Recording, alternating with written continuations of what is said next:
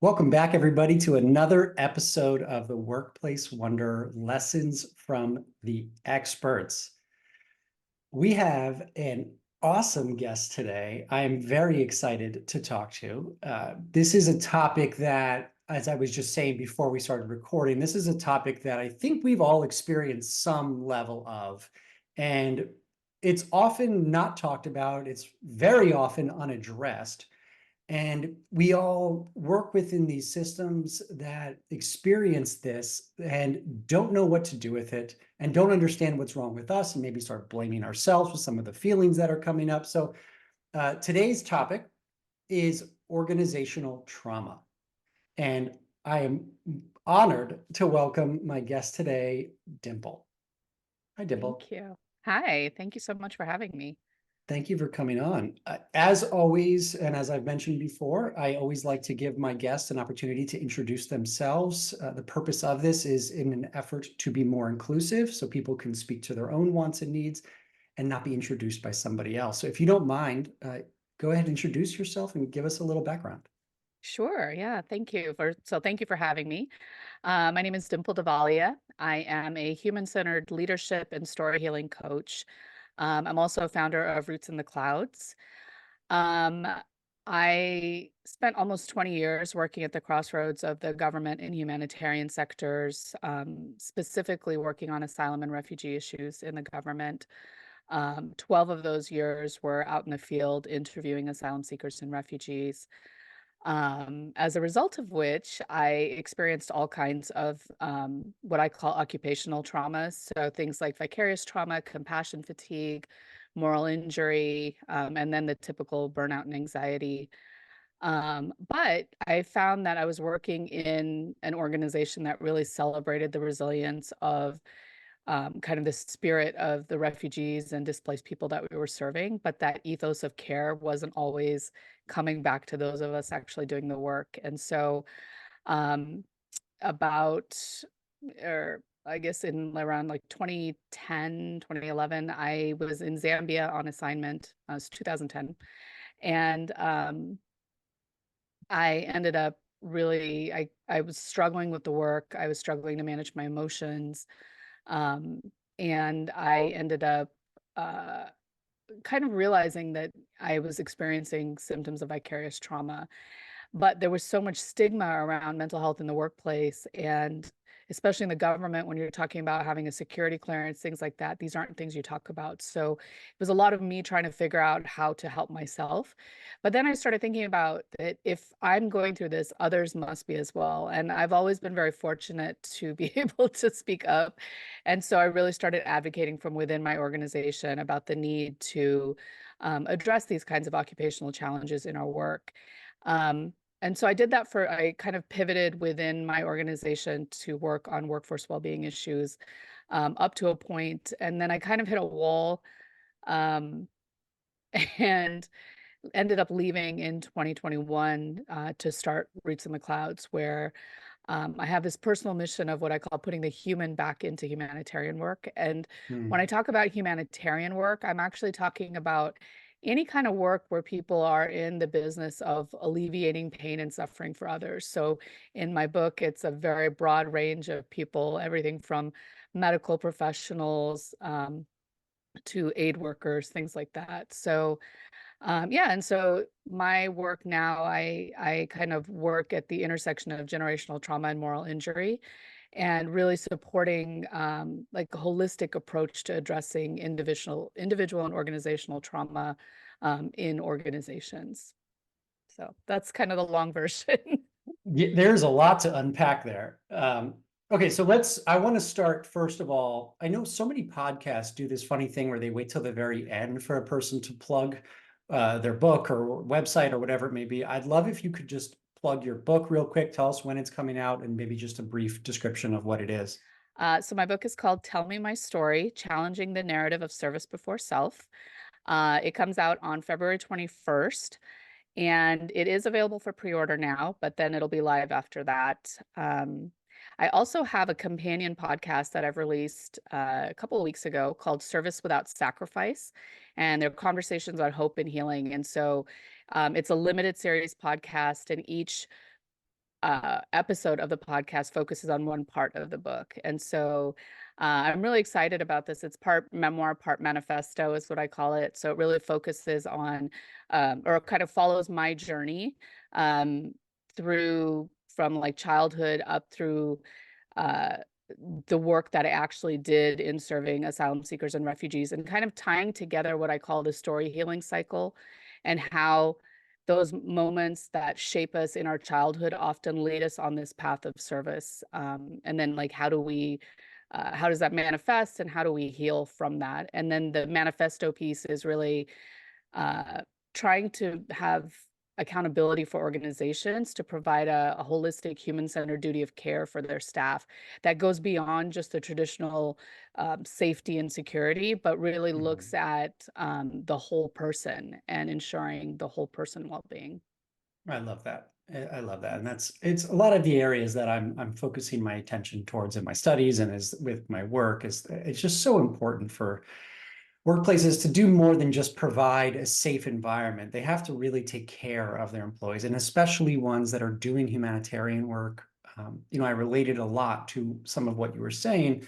Working in mental health for so long, we experience a ton of vicarious trauma. Specifically, I worked in the addiction field for so long, which means we're dealing with death at an alarming rate Mhm. in that field as well. And I want to get into defining some of the terms that you used in your own words, just so people understand who may be listening.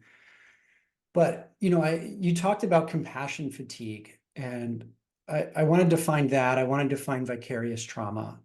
Um, compassion fatigue. I remember experiencing some overdoses while working in the mental health field, and some people who had passed away who were clients.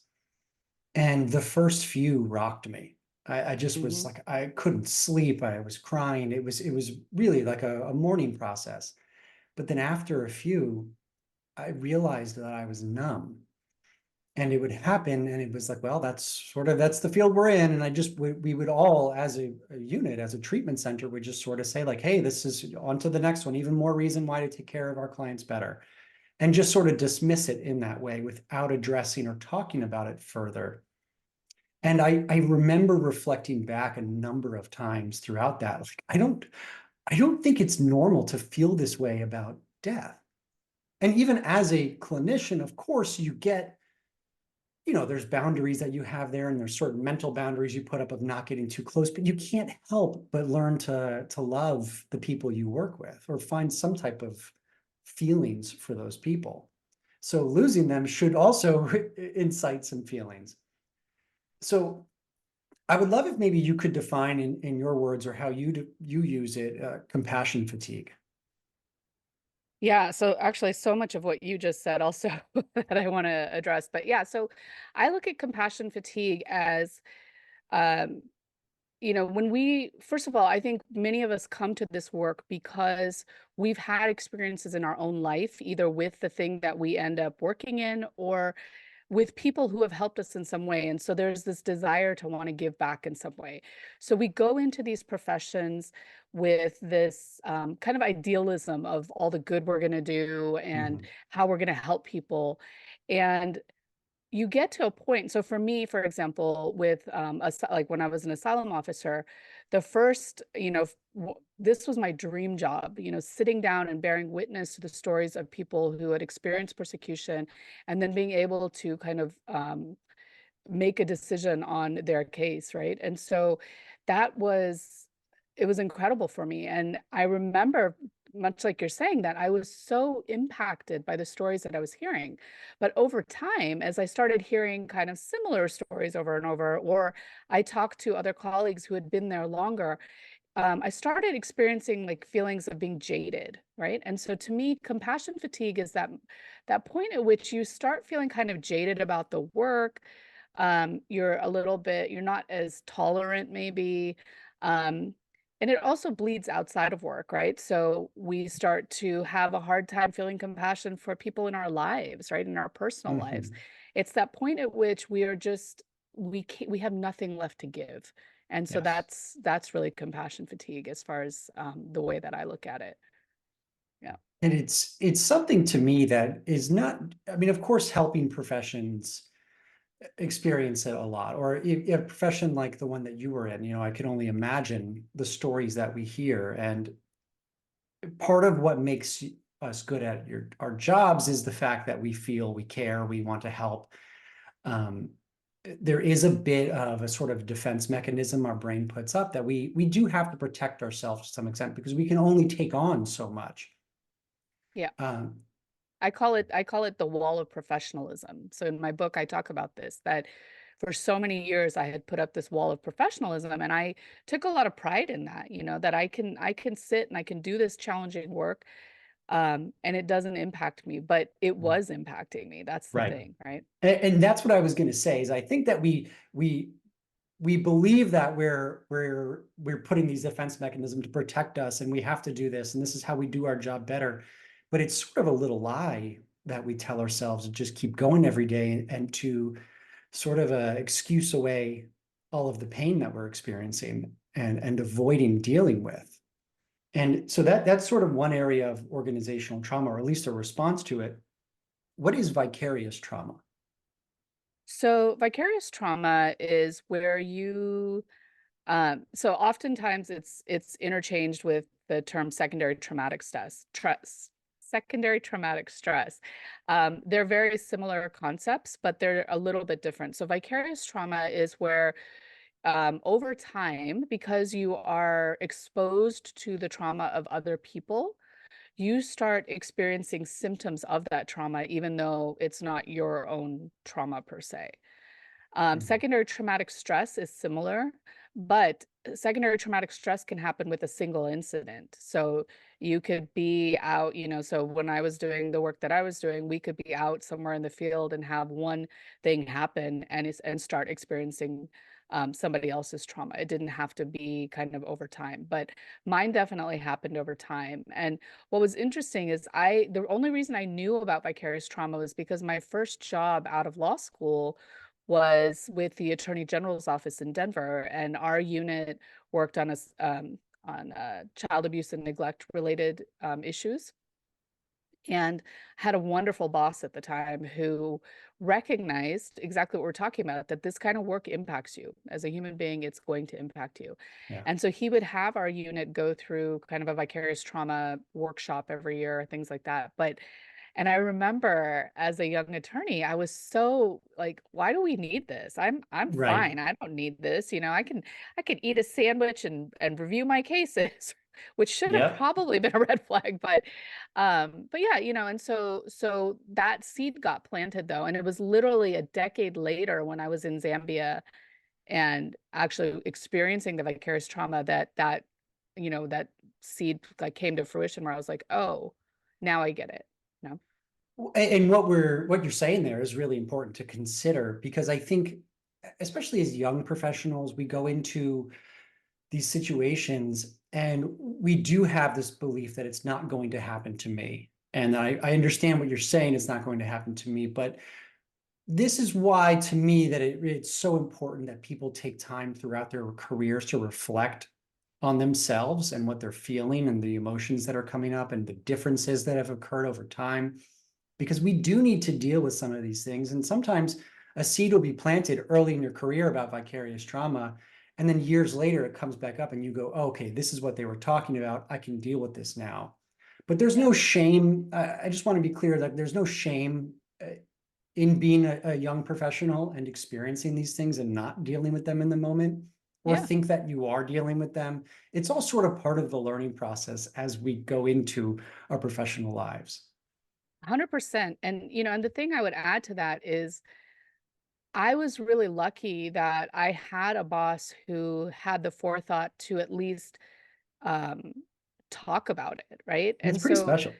yeah, and so to me, like this is the biggest piece of this, right? Not everybody's going to experience this. So I talk about in the book that so my like the story healing cycle I talk about, it starts with what I call shaping stories. And so these are like experiences and encounters and things that have happened in our life starting at a very early age that shape the lens through which we then experience the world and our place in it. And so we all have different shaping stories, right? We're coming at life in different ways. And so the things that have shaped me and then the resulting kind of survival reactions that I've had have created these like these deeply etched neural pathways. And so those became my default reaction. So you talked about feeling numb, right? And Mhm. or potentially trying to numb, not wanting to deal with the pain. That's a survival reaction, right? It's one of our survival reactions. And so uh part of this was understanding that not everyone I had colleagues who genuinely weren't experiencing this because they weren't bringing their own trauma into the work with them, you know? And for me, a lot of what I was hearing in the stories from the refugees and asylum seekers that I was interviewing mirrored trauma from my childhood. And so I didn't even realize that, I thought I was doing okay because I had this wall of professionalism and Right. because I could do this, but I was being confronted with my own trauma every day and sitting in it without realizing it. And so part of this is really helping people bring awareness to this without the judgment. And I think the more that we talk about this in our organizations, especially in these organizations that are serving other human beings, I say this all the time that being human is messy, serving humanity is messier. And so the more that we actually talk to the people around us within our organizations, we start to remove some of that stigma, right? And as a young professional, if you have this information towards the beginning of your career, you can start to notice this as you're moving through and actually get help when you need it so you can keep doing this work because most people want to do this work, right? But they get to the point where they can't. So, Yeah. yeah. And getting help when you need it also doesn't have to be when you need it. You could also seek help before you need it. Yeah. And by help, it just could be someone to process through what your day-to-day is. That's why I'm such a huge proponent for therapy Mhm. for everybody, whether you're going through a hard time or not, because we all need somebody or someone to pull things out of us and to help process our day-to-day situations. It's it's interesting, and you talk about, this vicarious trauma and how it could be event-based or it can add up. And I'm in my head, this is just me, like I'm an imagery person, so I always imagine what that might look like. And I'm picturing over time somebody building slowly a brick wall in my head, Mhm. just brick by brick, until that wall is completely blocking me off from the reality around me, and I'm just functioning as like a empty soul in my Yeah. life. And it's blocking you from connection, right? So Yeah. as human beings, as you know, like we are hardwired for connection. And the more that we add those bricks to that wall, the more we cut ourselves off from our support systems and the people around us that could help us move through this time of challenge. And so, and we find that often, I know when I went through it, I felt very isolated. I felt like I can't talk to anybody about this. Oh, I must be the only one dealing with this. There must be something wrong with me. And so that wall kind of prevents us from connecting to others who are like, "Oh no, I'm going through this too." Right? Yeah. Yeah, it can be embarrassing or shameful to admit that, you want to seem like you're always functioning at your best at your job. So then admitting that, hey, I'm feeling really doubtful right now, or I'm not feeling anything, or I don't care about these people, saying that is so scary, because then it Yeah. automatically kind of puts a label on you that, oh, you don't care about your job, you don't care about these people. Hmm. And it's really you feel like you got to keep that to yourself because it's scary. We don't want to be judged based on the current set of feelings that we're having. Yeah. There was so for a long period, I had been dealing with, when we started the last company I was in, we were doing a lot of interventions, and I'm dealing with a lot of really low functioning people, or situations where things have gotten really far in someone's life, whether it's addiction, mental health. And I don't know why I made the genius decision to go back to school at the same time as we started the company, which meant that my self-care went out the window. Hmm. So progressively over the course of the first, I think it was about 3 years into the company, and I had just finished the master's at that point. I was pretty burnt out, to say the least, compassion fatigue running rampant. I went to California and went to go to a conference out there, and was with a friend who said to me, "Hey, do you want to go to a meditation class?" And I'm not like the most spiritual person in the world, but I do meditate. I believe in meditation. So I said, sure. He said, okay, it's a breath work class. And I said, yeah, that's fine. I use the breathwork app all the time. That's in my head what I thought it was going to be like, Yeah. we're just going to go and focus on our breath. Yeah.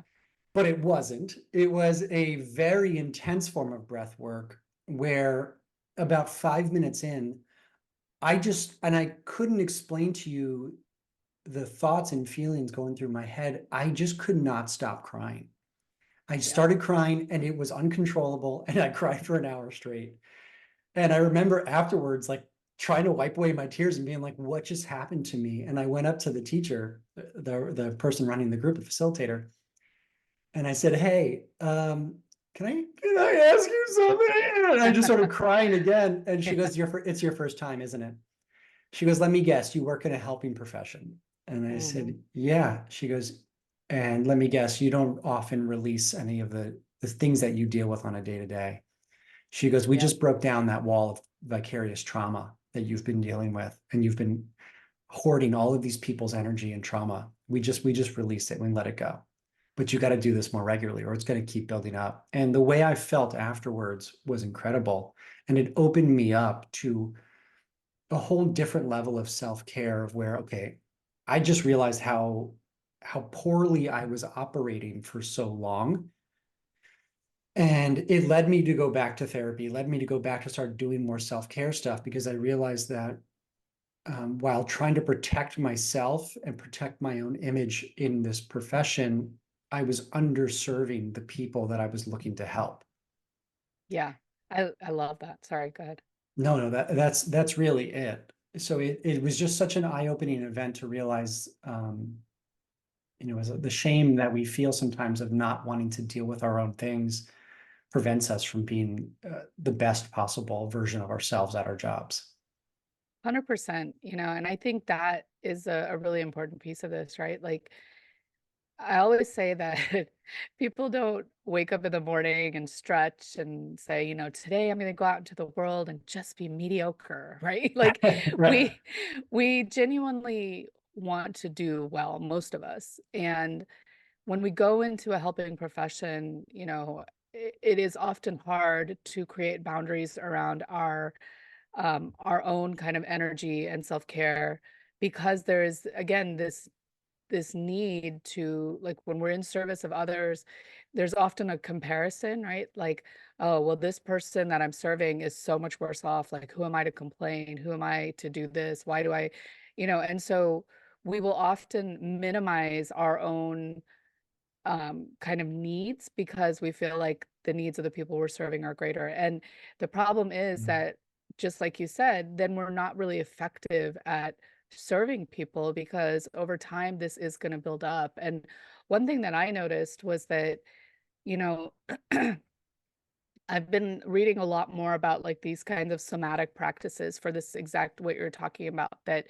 we store other people's trauma and our own in so many different ways. So you and I probably store things in very different places in our bodies, right? And so there is a really important piece of learning to figure out the signals that your body is giving you to let you know like, hey, this is not working right now, so that we can start to release those things. Because what ends up happening is that people like we see, especially in these helping professions, like really high degrees of like autoimmune issues and chronic health conditions, because all this kind of unreleased trauma is becoming toxic within our bodies, and so Yeah. we have to find ways to let it out. I love that. And it's very appropriate because right now, and it may be out actually by the time that this podcast comes out, but I'm writing an article right now called Bleeding Out, but spelled Hmm. it Bleadine or G. Oh, And it's more about sometimes in order for us to be the best version of a leader, we have to bleed out once in a while and let go of the things that we've been holding on to, and to kind of take inventory of where we're at currently and see what our needs are and take care of ourselves. So it's sort of a spin on that, but I couldn't agree more. I think there's so many times, and I don't think it's just restricted to helping professions. Obviously, I think there's all organizations can experience different forms of trauma, and I would actually argue that helping professions probably deal with it more, even though they don't deal with it very often. They might deal with it more than some of the other professions that don't even realize or know what organizational trauma is. That's true. That's true. I think if you're in a helping profession, you're sort of taught to be somewhat in tune with yourself, or at least in tune with your coworkers. So you could say, hey, are you okay? We get used to taking care of each other. Yeah. Yeah, so there's two things, right? So there's the kind of individual trauma of it. And I think in helping professions, depending on the helping profession. So for example, I just on Service Without Sacrifice, I was talking to two people who work in palliative care social work.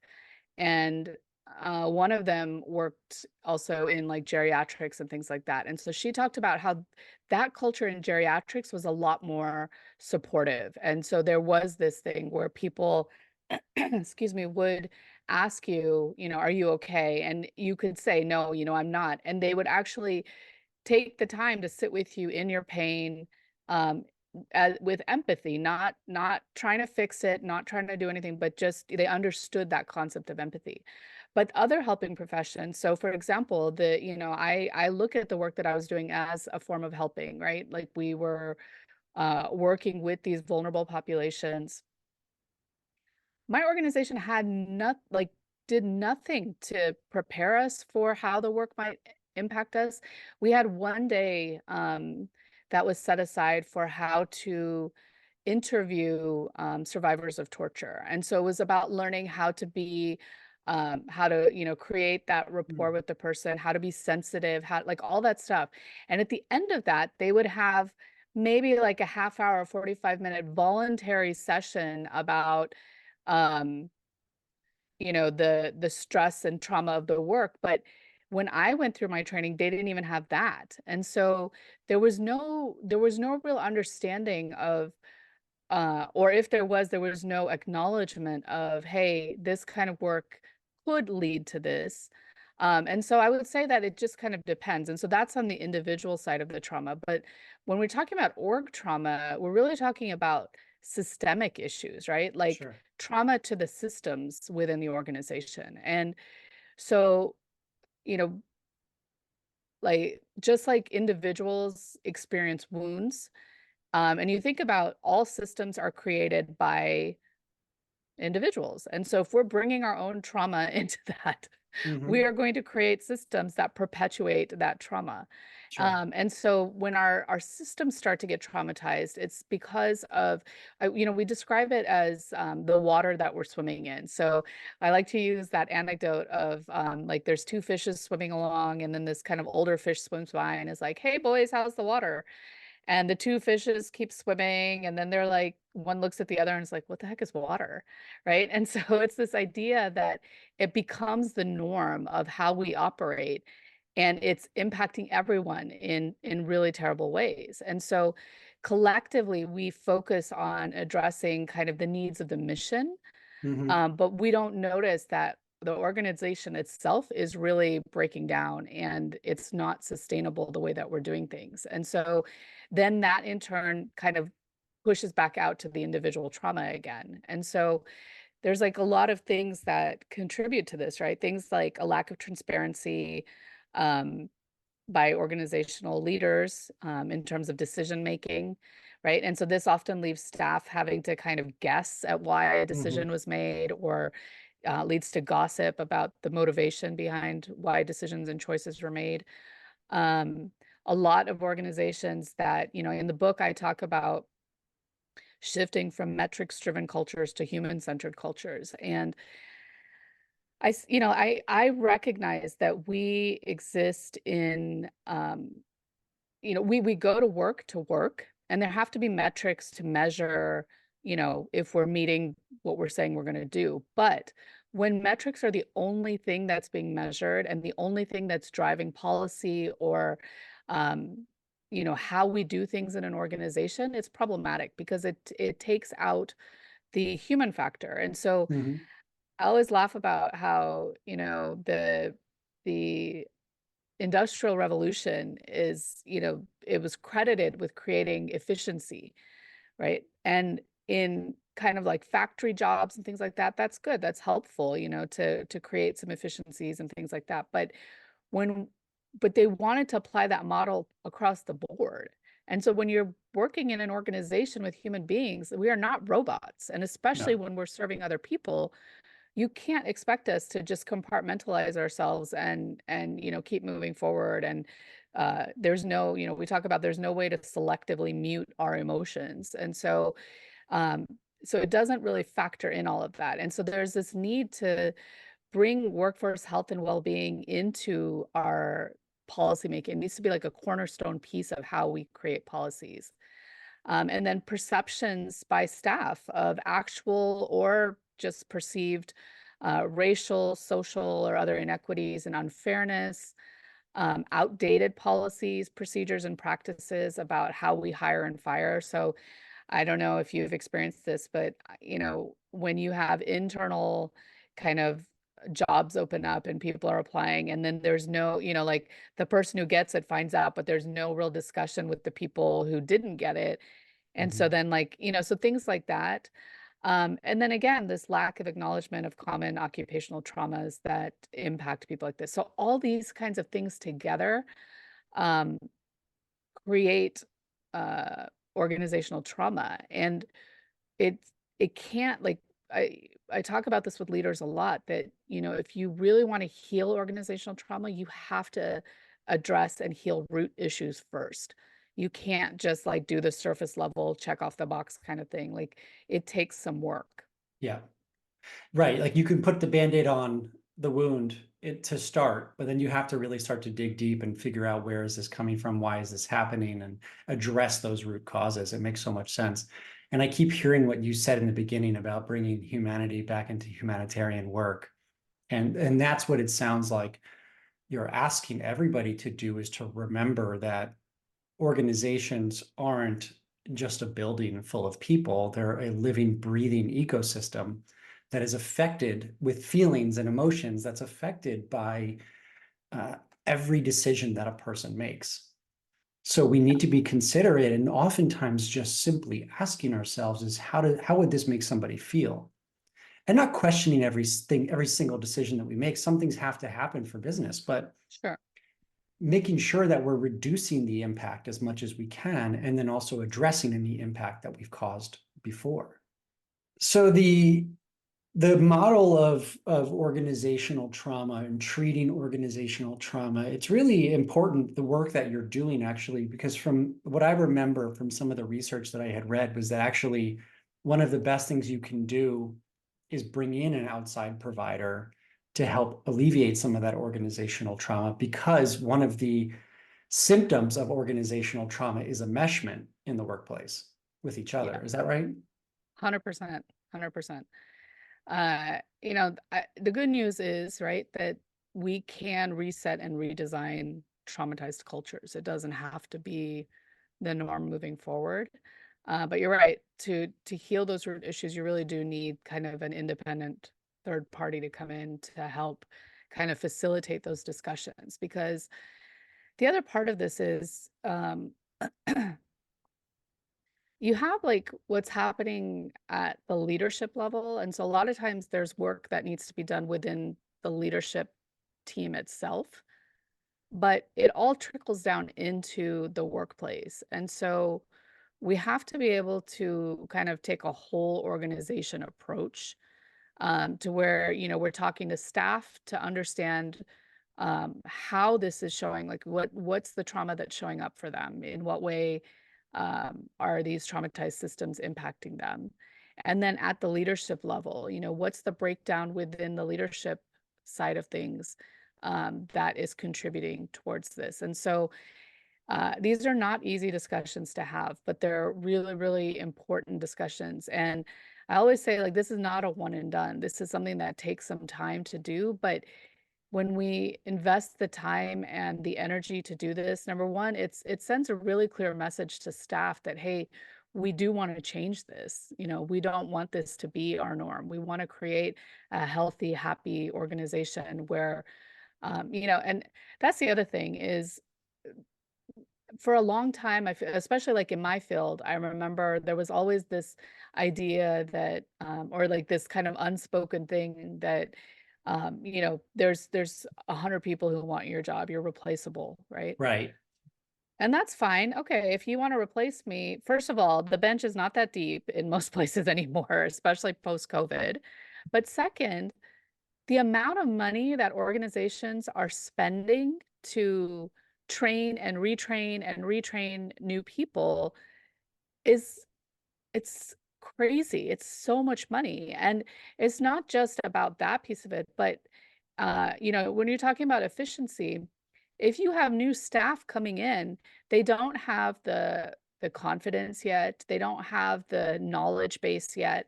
So all of everything's taking longer, which puts pressure on the people who have been there longer. So then the other piece of this is the loss of institutional knowledge, right? And so we don't put value on institutional knowledge, but if you think about how, the retention of staff for more than a year, Hmm. at this point, like people are cycling out pretty quick. And so if you could retain staff for like 3 to 5 years, they often say 5 years is kind of the shelf life on a job. So if you can retain staff for 3 to 5 years, like you're at least getting a return on your investment. And I hate talking in those terms because I really feel like organizations need to do this because it's the right thing to do. But the reality No. is that the bottom line is often what helps people recognize the necessity, and organizations are spending a lot of money on trying to recruit and train and, for not very much return. So, And that's reference to what I was going to say earlier, is that there is this business case for this. And it's funny, 'cause it's one of those things when we talk about feelings-based stuff, that people kind of have trouble asking for money for that, or just kind of they feel like feelings and business don't mix. But the truth is there's a huge business case for yeah. taking care of your employees in so many ways. And we can even reference back to what we said earlier about dealing with these things, make us our best version of ourselves and make us better employees. So first and foremost, you're more productive, you're more effective, you're more innovative. Hmm. But what I'm hearing you say also is that it's about retaining people and not having to train new people, not having to spend all the money on hiring. And like you said, there's so many intangibles of having long-term employees, all the little nuances of your culture that people have to assimilate to over time Hmm. that people don't even think of when you're thinking of onboarding. There's all those little intangibles that matter so much and are so important to having someone stay with you long term. Yeah. But more than ever, and I love that you said that 5 years is about the shelf life for a job, because I think if you said that like 20, 30 years ago, people have been like, for somebody who doesn't want to work, because Yeah. it used to be like 30 years, 35 years, 40 years was the shelf life for a job. But the reality is that people now feel as if they tap out, or they've tapped out on their potential in certain jobs, or they're switching their passions and they're switching their sense of purpose, or they're trying to find something new in their life and they're seeking something inside, which is a whole nother issue. Yeah. But being able to maintain them for that 5 years or longer is about continually addressing their inner needs. And there are ways to continually give people and keep them within your system, even if they are seeking a new sense of purpose in life. But we Hmm. have to be in tune with our employees to know what Exactly. they're feeling. Exactly. And when I say shelf life, I should clarify that it's exactly what you're saying, that that's the point at which we've become so proficient at our work, it's not challenging anymore. And Mhm. that's where we can grow bored and start to feel like we are losing our sense of purpose. And so that's why the 5 year mark is often, you know, Okay, that makes a lot of sense.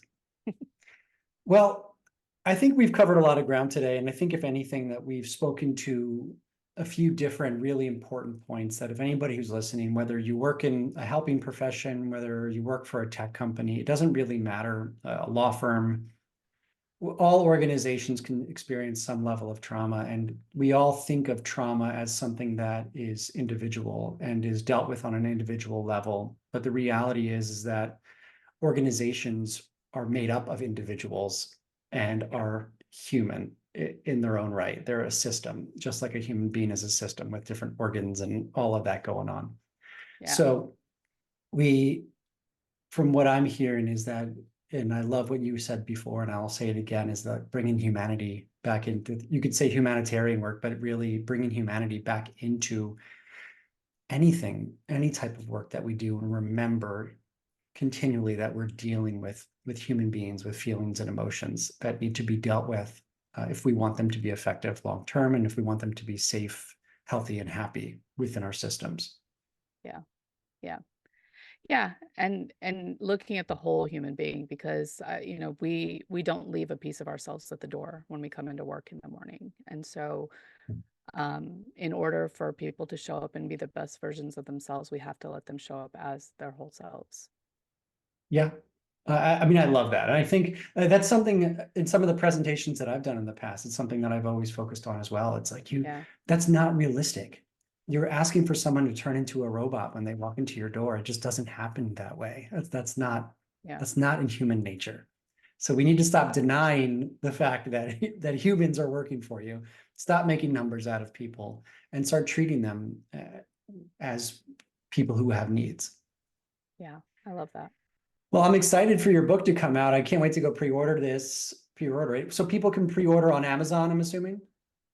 Yeah, you can pre-order pretty much anywhere you buy books. So Barnes and Noble, Amazon, bookshop.org, all the different online places. Yeah. Awesome. So, and again, it's Tell Me My Story, Challenging the Narrative of Service Before Self. Yep. Dimple, thank you so much for joining me. Thanks so much for having me. This was lovely. It was a pleasure to talk to you. This was a great conversation. Kind of got a lot of wheels greased in my brain here. So I appreciate it. I'm glad. And anybody who is listening, just know that you can also watch this, the recording of this podcast on YouTube, and you can find this podcast anywhere that you listen to your podcast. If you enjoyed it, do me a favor and leave us 5 stars in the review section. If you didn't enjoy it, just pretend that I didn't say anything about reviews. Thank you, everybody, for listening to another episode of the Workplace Wonder Lessons from the Expert. I will see you again soon.